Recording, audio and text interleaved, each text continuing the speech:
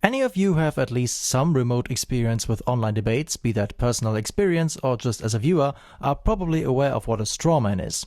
A misrepresentation of an opponent's argument in order to make that argument easier to defeat compared to what the opponent is actually advocating for.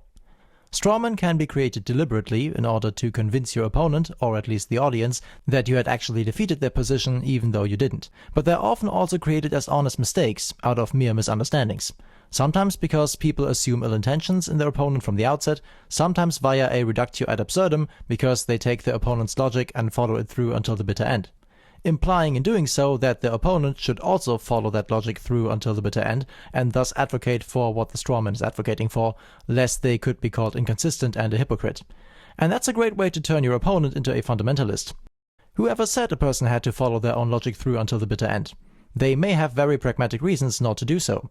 They might just be a moderate, but fundamentalists will always call moderates hypocrites, because moderates are the ones that make compromises. And compromises are by design usually inconsistent with any single viewpoint, because their whole purpose is to reconcile two or more different viewpoints into a solution that everyone can at least somewhat agree with. And if that is your goal from the outset, we call that realpolitik as opposed to fundamentalism. Fundamentalism is usually more consistent in its framework, but that's because it's incapable of compromise. It's either for us or against us, and the more principles you hold and the more firmly you hold them, the less negotiable any of them become. This becomes a problem when the unwillingness to negotiate prevents the fundamentalist from seeing any of the demands implemented. There is a reason why we often distinguish the moral victory from the actual victory. The moral victory may achieve 100% in your head, whereas the real solution might only achieve 70% of what you aimed for, but as Jordan Peterson nicely put it, that beats the hell out of zero. Somebody who is aware of that from the outset then might only aim at 70% in the first place and end up with even less as a consequence. So that is the problem of realpolitik when it comes to how much ambition you have, how much effort you put in. But I don't see an inherent problem with the realistic attitude and humility of acknowledging from the outset that you won't get to fulfill 100% of your demands. And if you then endorse a solution that is more geared towards compromise from the outset, rather than using the door-on-the-face technique of confronting your opponent with extreme demands first, before negotiation pulls both of you into the middle, then it is important for your opponent to realize that this compromise, this inconsistent position, is indeed the one you're endorsing. And in that case, representing your position as more consistent than it is would be your opponent creating a fundamentalist strawman version of your argument. The opposite of a strawman, which is not nearly as well known but fortunately does seem to be gaining more traction recently, which can only benefit healthy debates, even online, is called a steelman. Rather than weakening your opponent's argument to make it easier for you to defeat, you make it as strong as possible, so that if you can defeat it in that strongest form, you can be sure you actually defeated the argument for good. It's also considered a great way to kick off a debate, but for that purpose it works slightly differently. So far I've seen two types of steelmen. The first one just attempts to understand your opponent's position as accurately as possible. In a communication seminar I attended several years ago, the fancy term steelman didn't exist for this yet, it was just called empathy. But not the colloquial definition of empathy that often seems to carry implications of trying to sense what somebody else is feeling or even trying to mind read them. No, just being a patient and accurate listener. You wait for your opponent to lay out their case, and then you simply re-narrate their argument in your own words until they start nodding or otherwise confirming that this is indeed what they're meaning to say. This is the type of steelman people suggest using at the start of a debate, and it's the easier one in comparison because it only requires good listening skills. The second type of steelman requires a lot of intellectual honesty on top of that. This is the type of steelman that tries to make the opponent's argument as strong as possible to make it as hard as possible for you to refute. Now, if your opponent doesn't do a particularly good job at laying out the argument, this means you'll have to help them strengthening their own argument, making the strongest possible case for it. In doing so, you may find yourself slightly misrepresenting what your current opponent is personally saying, but you might be giving the argument or worldview itself, separate from the individual, its fairest possible representation. This is what you do if your goal is not to defeat any given opponent, but to challenge yourself by confronting the idea itself, separate from the person endorsing it. The reason this is extremely hard to do is of course that you usually have in the back of your head that your ultimate goal is still to refute this argument. So your confirmation bias is working against you, and you may find yourself slipping at least some straw back into the armor of the steelman you're trying to build. Also, one way of strengthening your opponent's argument when trying to steelman it the second way would of course be to make their line of argumentation more consistent. In doing so, you may represent their position as more fundamentalist than it actually is, as I've described earlier, which can in turn, in some ways, make their position look more ridiculous than it actually is.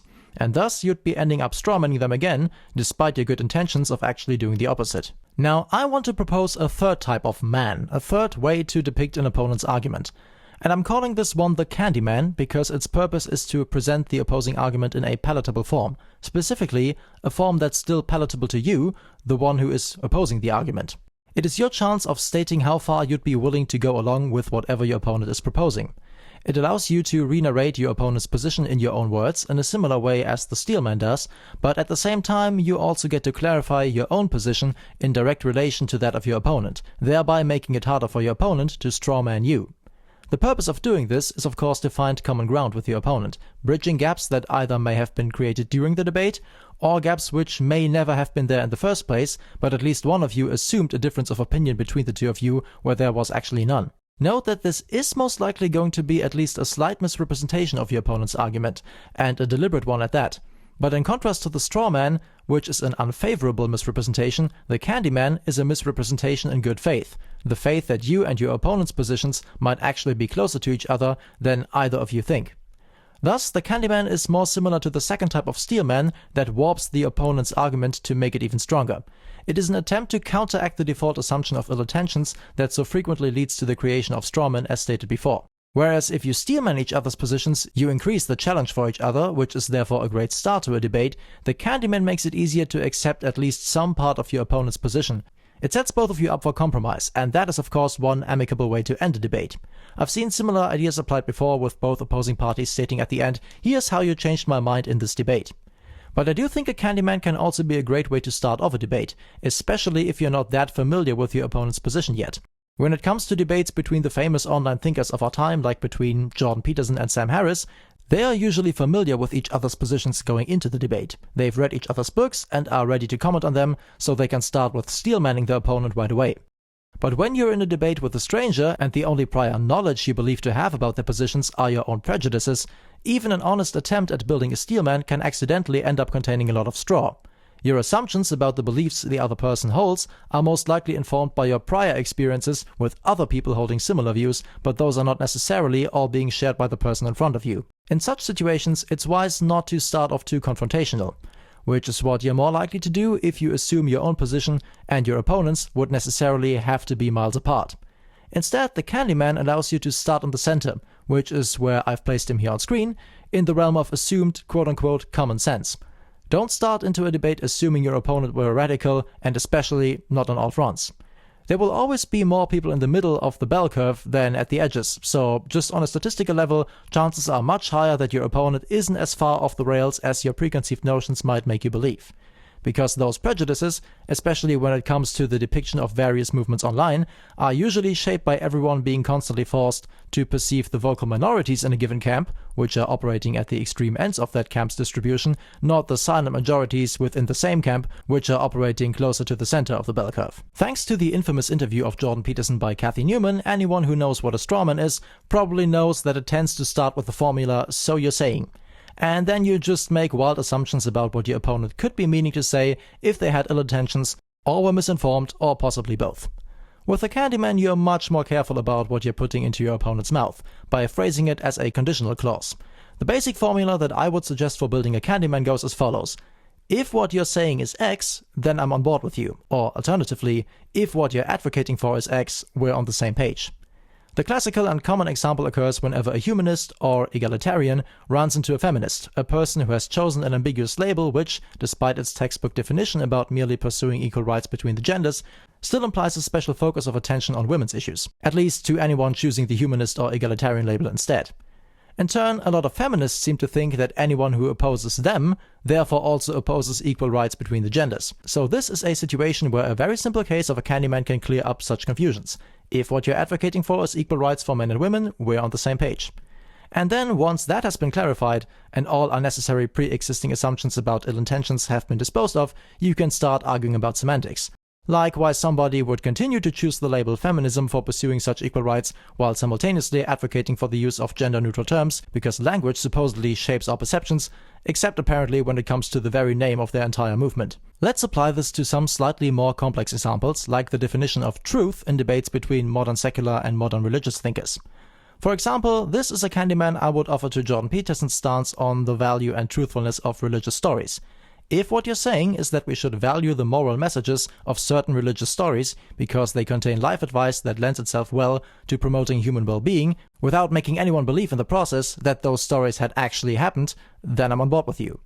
Now, this particular Candyman does have certain properties of a Steelman because it necessitates a certain willingness to understand Peterson's position first. However, I've also included parts that specify how this interpretation would be palatable to me in particular, i.e. to an antinatalist, in that I consider the moral teachings from religious stories valuable insofar as they lend themselves well to promoting human well-being, not survival, i.e. evolutionary success. Another frequently confusing example are discussions about free will, especially between determinists and compatibilists. Here there is often unclarity about who denies the existence of what and how they define what they are denying or proclaiming to exist. So oftentimes it is first necessary to establish what both of them agree on. So the Candyman here would say, if what you're saying is that libertarian free will, i.e. the ability to have done otherwise, doesn't exist, then we're on the same page. Shall we do one for veganism? If what you're saying is that we should strive for a long-term stable scenario in which humans no longer rely on animal products so that we can minimize the suffering of animals in captivity, then I agree with you. Just like that, we've established we agree on the goal, now we can start arguing about the best methods to get there.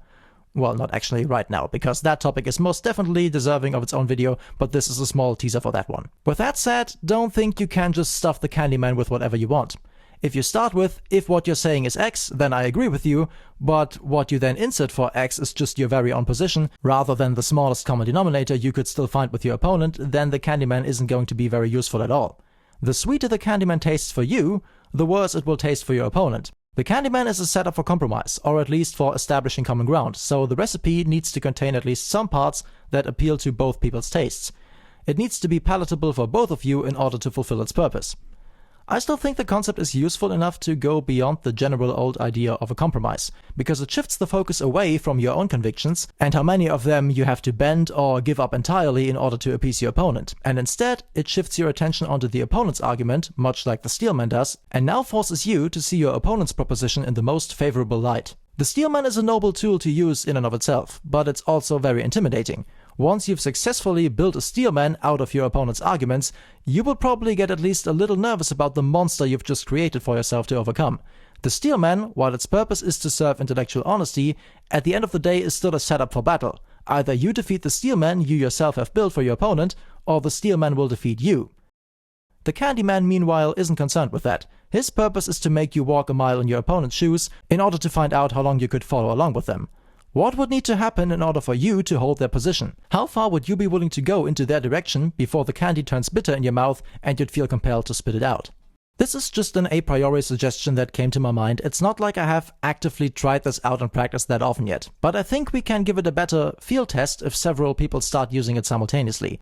Because it's not exactly like you can just randomly try out a new debating technique in every conversation. In fact, as with many things you try for the first time I consciously tried using the Candyman, it kind of backfired with regards to my attempt to establish common ground, but I still got some value out of it. Specifically, my Candyman attempt showed me that I had actually even less common ground with the person I was talking to than I assumed.